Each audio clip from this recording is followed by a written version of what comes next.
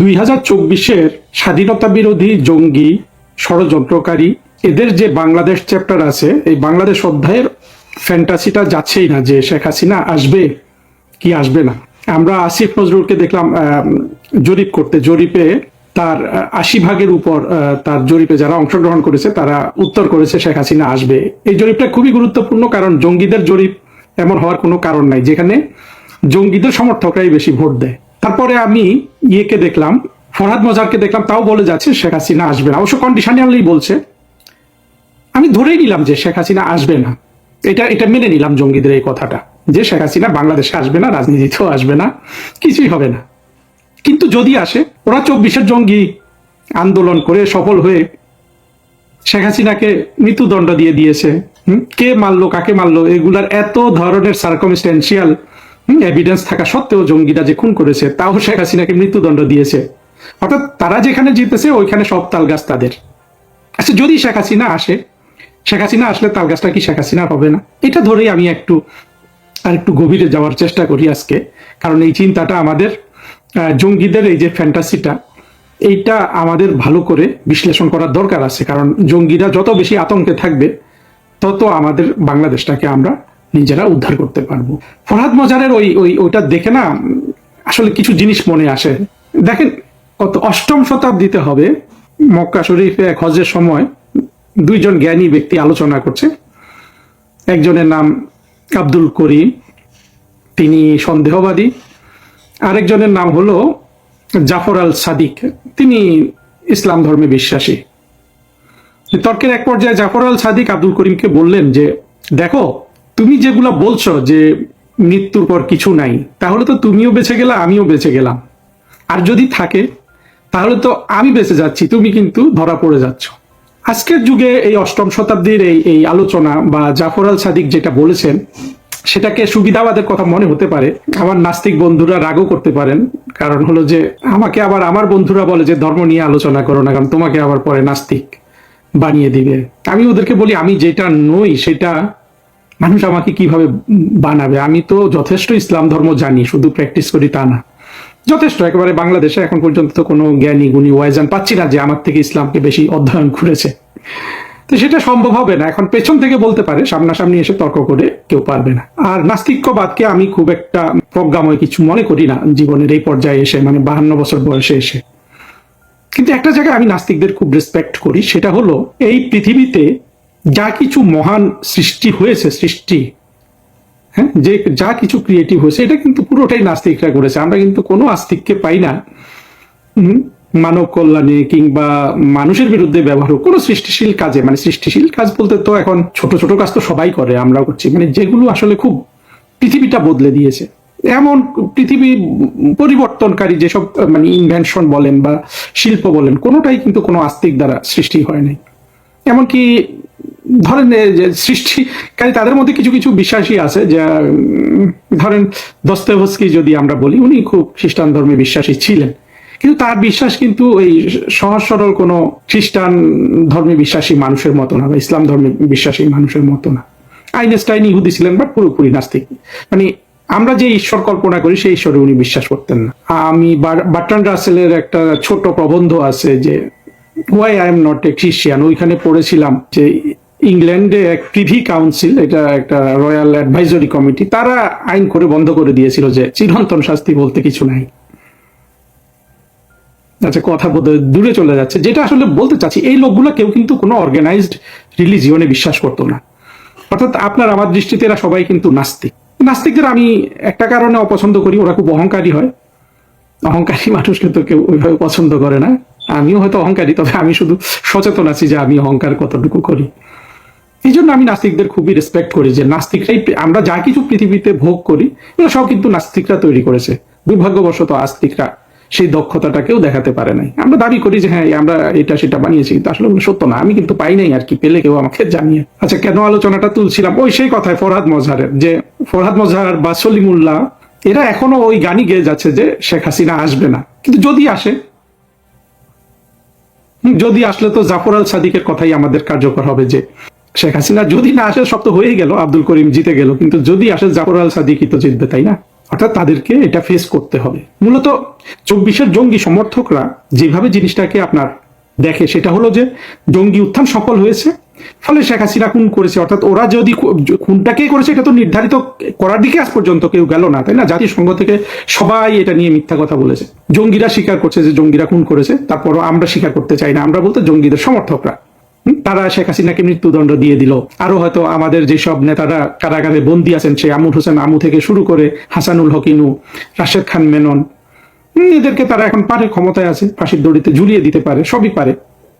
কিন্তু শেখ হাসিনা যদি আসে তখন কি অবস্থাটা হবে? আর শেখ হাসিনার আশাটাকে আমরা অনেকে ফিজিক্যাল আশার সাথে কেন আমরা মিলাই?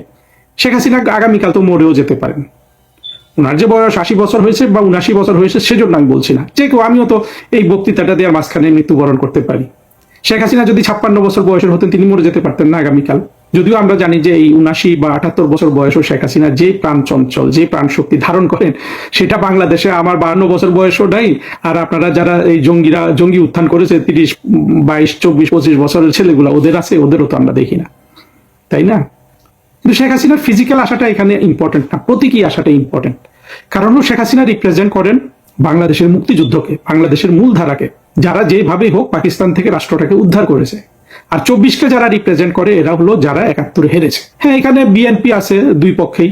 আর বিএনপি তো জানে বিএনপি শেখ হাসিনা আসবে না আসবে এটা নিয়ে বিএনপি অনেক, হ্যাঁ, তাদের অনেক ভুল আছে, কিন্তু এই ব্যাপারে তারা এই জঙ্গি সহযোগী যারা মূলত এই ফরহাদ মজাদের মতো কিন্তু অত কনফিডেন্টলি কিছু বলে না। আর বিএনপি যেহেতু একটা রাজনৈতিক শক্তি, তারা জানে যে আওয়ামী লীগ তাদেরকে রাজনৈতিক প্রতিপক্ষ হিসাবেও দেখবে, মানে হলো যে 24-এর কনটেক্সটেও। কিন্তু এই ফরহাদ মজাদ জাতীয় যারা আছে ওদেরকে তো আমরা পুরোপুরি শত্রু হিসাবে দেখবো। ওরা যেমন আমাদেরকে এখন শত্রু হিসাবে দেখে, ওরা যেমন এখন আমাদেরকে অপমান করে, শেখ হাসিনাকে অপমান করে, তাই না? ওরা যেমন 24-এ জিতে গিয়ে আমাদের মানুষজনকে মেরে ফেলা ওদের কাছে জায়েজ হয়ে গিয়েছে। আর ওদের যারা গুরু আছে সেই ফরহাদ মজার, পিনাকি, তাজ হাসমি, ওরা তো পেছন থেকে ঠেলছিল সব জঙ্গিকে, এখনই সবগুলাকে মেরে ফেলো, এখনই সবগুলাকে মেরে ফেলো। হ্যাঁ, যারা যারা ধরা পড়েছে ওদেরকে মেরে ফেলো, কিসের বিচার? হ্যাঁ, তার মানে 24-এ জঙ্গিরা বিজয়ী হওয়াতে তো ওদের জন্য ওগুলা জায়েজ হয়েছিল। ওরা ওগুলা করতে পারেনি কেন? পারেনি কারণ হলো ওরা মুক্তিযুদ্ধ বিরোধী শক্তি। মুক্তিযুদ্ধ মানে যে কোনো দেশের মূল স্বাধীনতা বিরোধী, মুক্তিযুদ্ধ বিরোধী শক্তি ওই জিনিসটা পারে না। কারণ হলো ইতিহাস তাদেরকে সেই সাহসটা দেয় না। কিন্তু আওয়ামী লীগের পক্ষে তো ইতিহাস আছে, সভ্যতার কথা বাদই দিলাম, তাই না? আওয়ামী লীগের পক্ষে যখন ইতিহাস আছে, আওয়ামী লীগ তো এটা অনায়াসে পারবে। তখন ফরহাদ মাসা তোমার কি অবস্থা হবে চান্দু? হ্যাঁ, তোমার জঙ্গিদের কি অবস্থা হবে? চিন্তা করো। এই লেকচারটা আসলে শেষ করবো একটা আবেদন দিয়ে, যদিও আমার অনেক সহযোদ্ধার আজকে এই কথাটা পছন্দ হবে না। দেখুন, 24-এর জঙ্গি উত্থান কিন্তু আমাদের পুনরায় সুযোগ করে দিয়েছে বাংলাদেশটাকে 71 বিরোধী শক্তিবিহীন একটা রাষ্ট্র গঠনের। এটা আমরা আগে পাইনি। আর এবার 71 বিরোধী রাষ্ট্র গঠনে কিন্তু আমাদের অনেকগুলো অভিজ্ঞতা কাজে লাগবে। আমাদের সবচেয়ে বড় অভিজ্ঞতা কি? সবচেয়ে আমি বলবো যে নিষ্ঠুর নিদারুণ অভিজ্ঞতা হলো মোশতাকরা।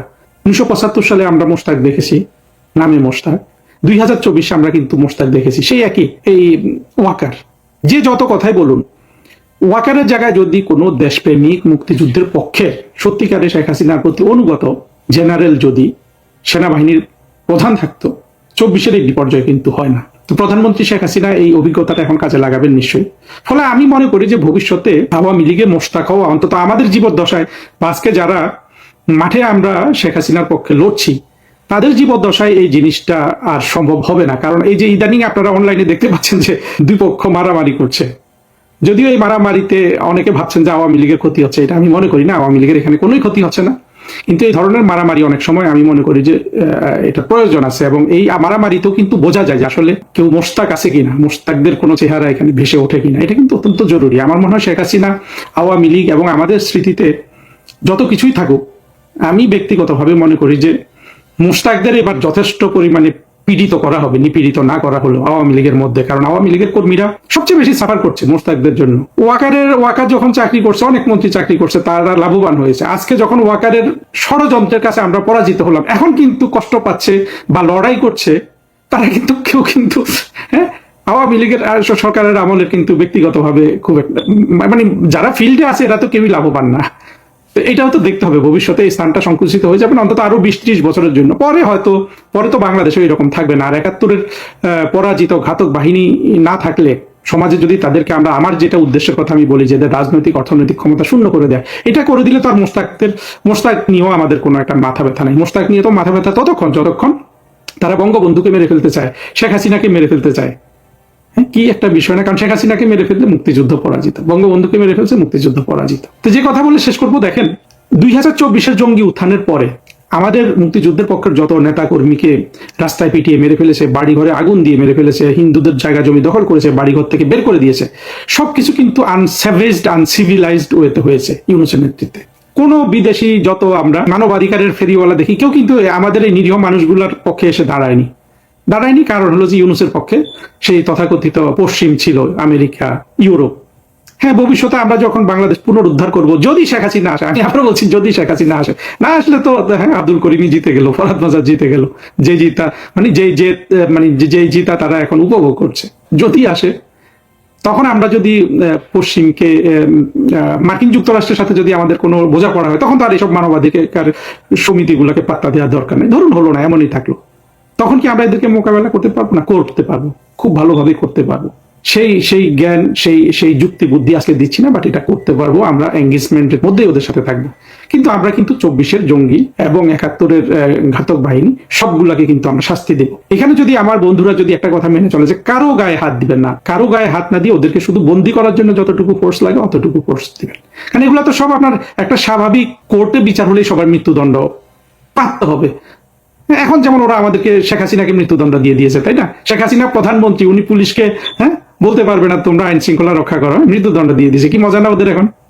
সে মজাটা তো তখন আমাদের হাতে আসবে, তখন ওদের গায়ে হাত তোলার আসলে আমাদের দরকার হবে না। গায়ে হাত না তুললে বিচার করে আমরা সবাইকে এনে বসিয়ে দিব। জাতিসংঘের একটা ডেস্ক থাকবে, সব মানবাধিকার সংগঠনগুলোর একটা ডেস্ক থাকবে, ওরা বসে বসে আমাদের এই বিচার প্রত্যক্ষ করুক। মাহফুজ আলম নামে যে জঙ্গিটা আছে, ও তো এখন আপনার বলে দিচ্ছে। চিন্তা করেন, এই জঙ্গিকে যদি আপনি রিমান্ডে নেন, কত কথা বলে দিবে, কে তাকে ক্লাস নিয়েছে, কে বুদ্ধি দিয়েছে, ও তো সব বলে দিচ্ছে এখন। তখন তো আরো বলে দিবে। তখন তাদের সেখানে যদি ফরহাদ মজারের নাম আসে, ফরহাদ মজারকে যদি জেরা করে, সব এমনি বের হয়ে যায়। বা রাষ্ট্রের বিরুদ্ধে আপনার ষড়যন্ত্র করে তো মৃত্যুদণ্ড। ফলে কারো গায়ে হাত তোলার দরকার নেই। আমরা যদি ওই 2-3 দিন একটু দায়িত্বশীলতার পরিচয় দিই, সবাইকে যদি এক জায়গায় জড়ো করি আর সুষ্ঠুভাবে বিচারটা করি, তাহলে কিন্তু এরা সবাই মৃত্যুদণ্ডে দণ্ডিত হয়ে যাবে। এখন মৃত্যুদণ্ড আমরা কার্যকর করব কি করব না, সেটা পরবর্তী বিবেচনা থাকবে।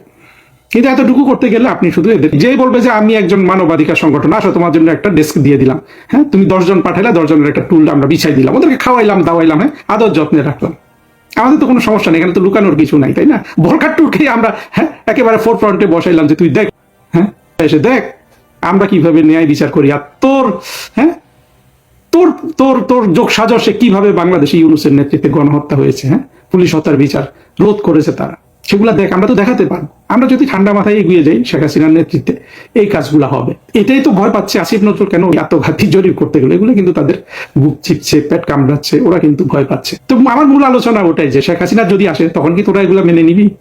নিবে না, ওরা আবার আর একটা পেজ তুলবে। এখন ফরহাদ মজারের সাথে তো কথায় পারা মুশকিল, তাই না?